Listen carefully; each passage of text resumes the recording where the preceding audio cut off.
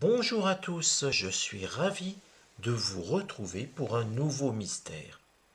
Et aujourd'hui, je vous propose que l'on s'intéresse au mystère du tombeau d'Alexandre le Grand. Car au final, sa dépouille n'a jamais été retrouvée. Son tombeau donc non plus. À propos d'Alexandre le Grand, autrefois, c'était le dirigeant le plus puissant du monde. Pour rappel, Alexandre n'avait que 20 ans lorsqu'il devint roi de Macédoine, suite à l'assassinat de son père Philippe II en 356 avant Jésus-Christ. Au cours des 12 années suivantes, le brillant et ambitieux Alexandre renversa tous les empires rivaux, y compris la Perse et l'Égypte, où il s'est déclaré pharaon. Le guerrier agité mourut en 323 avant Jésus-Christ, à l'âge de 32 ans. Et depuis, il n'a pas reposé en paix. Après avoir été disputé par ses fidèles conseillers, la dépouille d'Alexandre a été ensevelie d'abord à Memphis, en Égypte, puis dans la ville qui porte son nom, Alexandrie. Là, sa tombe a été visitée et vénérée comme le temple d'un dieu. Mais Alexandrie et le tombeau de son fondateur étaient menacés, non par des forces d'invasion, mais par la nature. Une décennie avant la naissance d'Alexandre en 365 avant Jésus-Christ, ce que l'on appellerait aujourd'hui un tsunami avait inondé la ville. La catastrophe a marqué le début d'une longue période de tremblements de terre et de l'élévation du niveau de la mer. Au fur et à mesure que la mer envahissait le nord, les eaux du delta du Nil, sur lesquelles se trouve Alexandrie, ont provoqué un affaissement progressif de la partie ancienne de la ville, pouvant atteindre 25 cm par an, soit 3,6 mètres depuis l'époque d'Alexandre. La ville a survécu, élevant des habitations au-dessus des anciennes parties de la ville, jusqu'à accueillir une population de plus de 5 millions d'habitants. Au fil du temps, les fondations de la ville ont été enterrées et sont tombées dans l'oubli, tout comme l'emplacement du tombeau d'Alexandre. Bien que d'anciens auteurs tels que Strabon, Léon l'Africain et bien d'autres aient décrit le tombeau, son emplacement par rapport à la ville moderne reste un mystère. L'emplacement trouble de la tombe n'a pas empêché les archéologues de la rechercher. Il existe des registres de plus de 140 fouilles officiellement approuvées, qui ont toutes échoué. Mais le caractère insaisissable du tombeau n'a fait que renforcer son aura. Trouver la tombe d'Alexandre équivaudrait à celle du tombeau de Toutankhamon.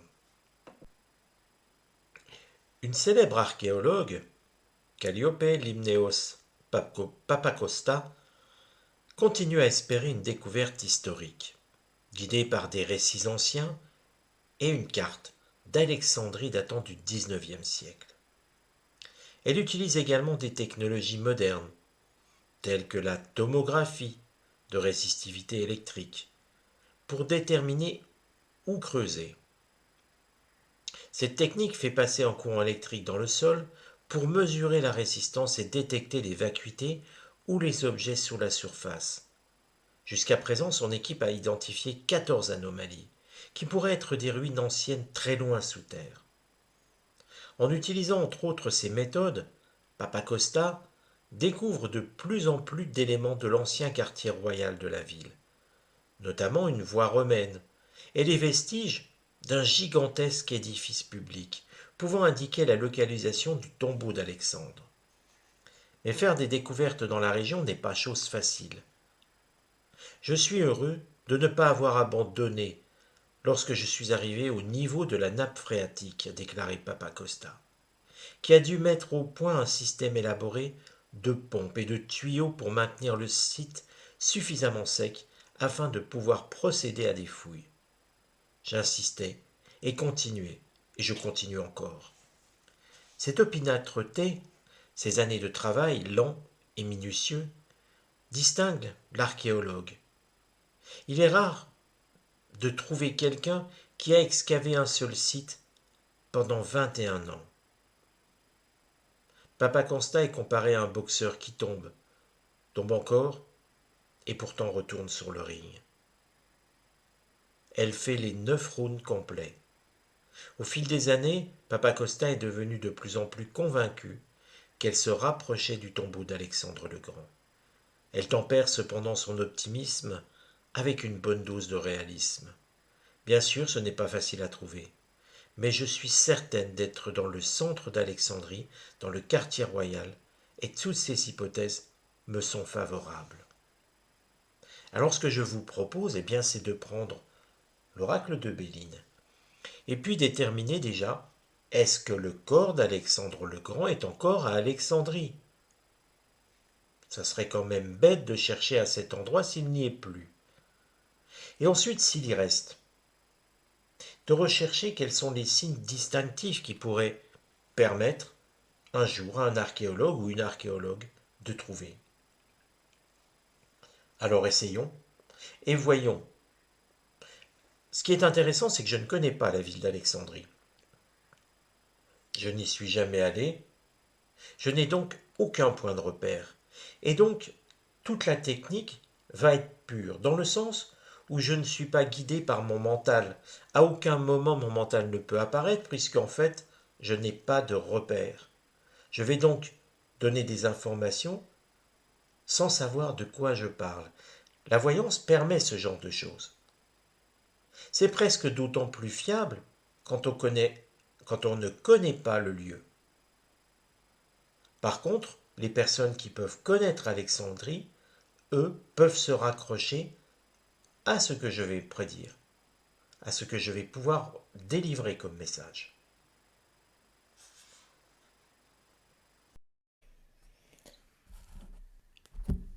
Alors, on va commencer par la première question.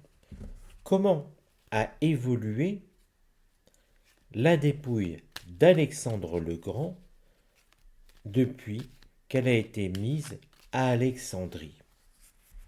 Encore une fois, ce que je souhaite contrôler, c'est qu'elle y est toujours bien.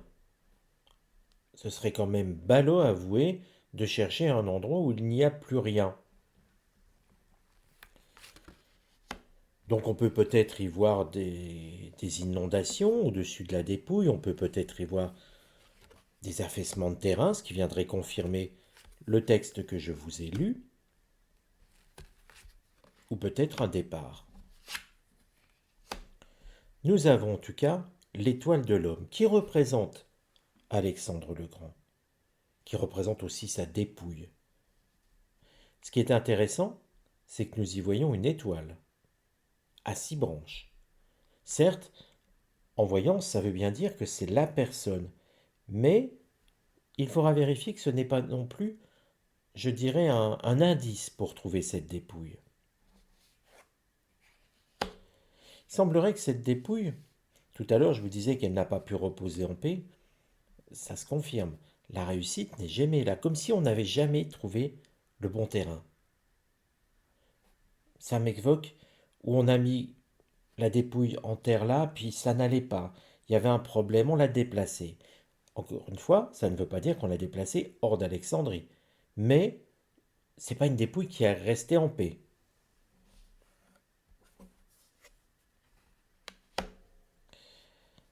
Alors, le conseil que l'on donne à l'oracle, que l'oracle donne, pardon, il est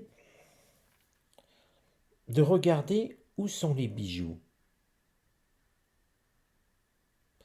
Pour moi, ça ne veut rien dire. Mais je pense que pour un archéologue, il y aurait peut-être matière à observer et à comprendre. Il semblerait que l'indice ait évolué dans un sillage de bijoux de richesse.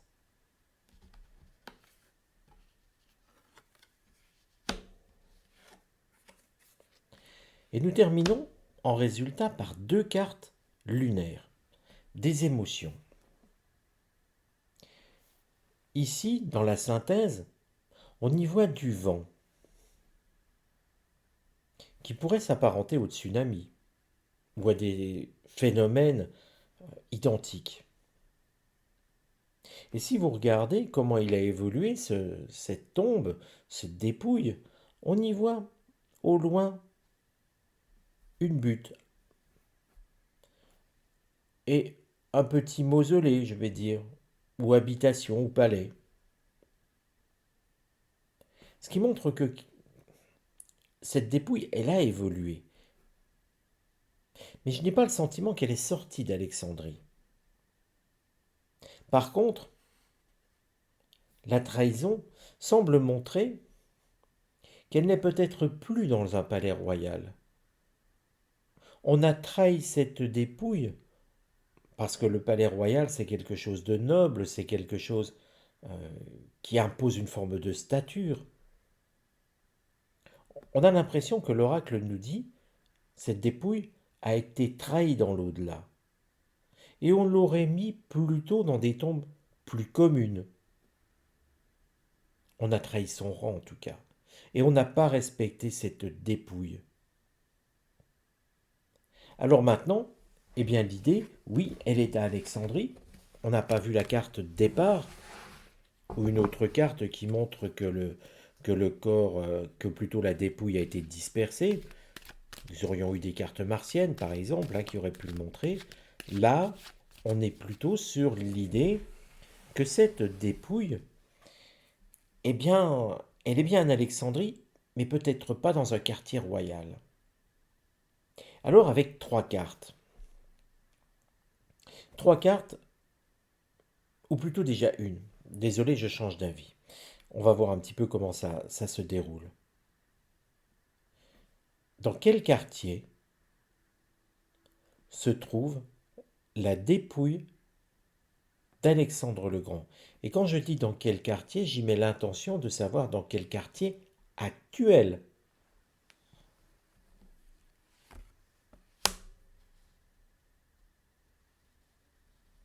On a l'impression d'un quartier, pour moi c'est un quartier marchand. Alors encore une fois, je ne sais pas du tout comment ça se passe à Alexandrie. Et mon propos n'est pas là.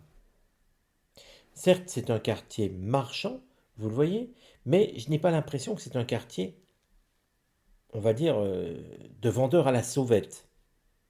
On est plutôt dans un quartier marchand avec quand même l'idée que ce sont les plus riches qui s'y trouvent.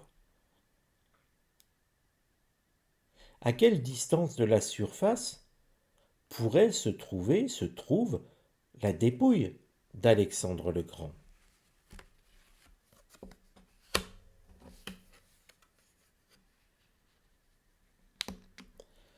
Il y a quand même beaucoup de terres qui sont passées, et c'est la hauteur d'une tour.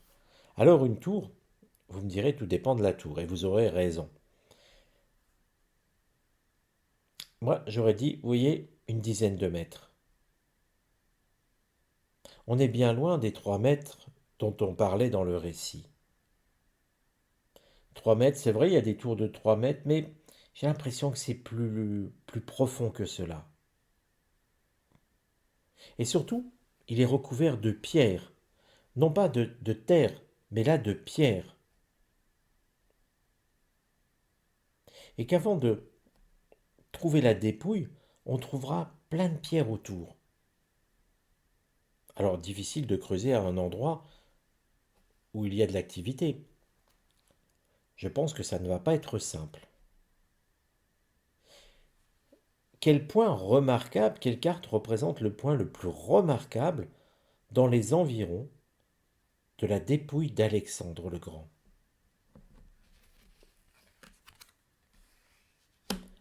On retrouve l'indice que nous avait donné l'oracle juste avant dans le tirage précédent. Il semble qu'il y ait quelque chose que l'on voit au loin.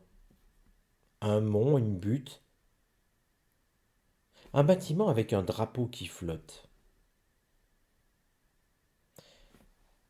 Tout ça nous permettrait de situer, pour quelqu'un qui connaît Alexandrie, je pense que la personne arriverait à situer non seulement le quartier, Mais, bon, bien sûr, la profondeur, il ne peut pas le situer. Mais le point de vue, se placer où on a ce genre de point de vue dans le quartier, on va dire avec euh, le quartier d'affaires les plus riches, le quartier où le commerce le plus riche se forme.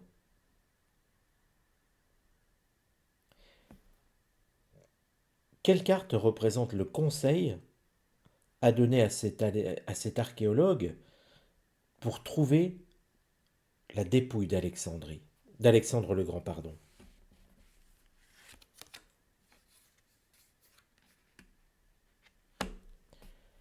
Le conseil, c'est un conseil d'action, Mars. Mais on y montre un serpent et une épée. Y aurait-il, à l'endroit, sous l'endroit où se trouve cette dépouille, une épée tout simplement, ou le signe d'un serpent? Là, c'est plus difficile. Vous voyez, je ne peux juste que dire à quoi se raccrocher. Encore une fois, quelqu'un qui connaît Alexandrie pourrait vraisemblablement dire, mais oui, forcément, c'est là. Ça ne dit pas que c'est une épée réelle, ça peut être aussi un blason. Il va falloir regarder tout ce qui peut avoir une ressemblance entre un serpent et une épée. Là-dessous se trouve la dépouille d'Alexandre, et non pas dans le palais royal. Les recherches ne sont pas a priori au bon endroit. Ils sont dans la bonne ville, mais pas dans le bon lieu, parce qu'on a trahi le corps d'Alexandre. Voilà les amis. Alors si ce mystère vous a intéressé, eh bien n'hésitez pas à le partager autour de vous. Abonnez-vous à la chaîne. Et puis, je vois que certains, vous continuez à m'envoyer des messages en me disant que vous vous retrouvez désabonné sans savoir pourquoi. N'hésitez pas à vous rabonner, à vous réabonner, pardon. N'hésitez pas non plus à mettre la petite cloche pour être informé lorsqu'une nouvelle vidéo sort. Alors je sais, il y en a beaucoup en ce moment. Les vidéos du matin qui sont pour vos questions, les vidéos du soir plus traditionnelles sur les mystères, ce qui est l'actualité, et les cold cases le dimanche. Mais la cloche vous permettra d'être alerté. Vous aurez un petit signal et vous pourrez voir si la vidéo vous plaît ou pas. Il y a beaucoup de thèmes abordés différents. C'est vrai que je n'aborde pas toujours les mêmes thèmes. Je ne vais pas toujours vous dire il y aura un mort connu cette semaine, ça sert à rien. C'est pas très intéressant. Je pense que la voyance a quelque chose de plus noble que cela. Je vous donne rendez-vous à très bientôt. Prenez soin de vous les amis.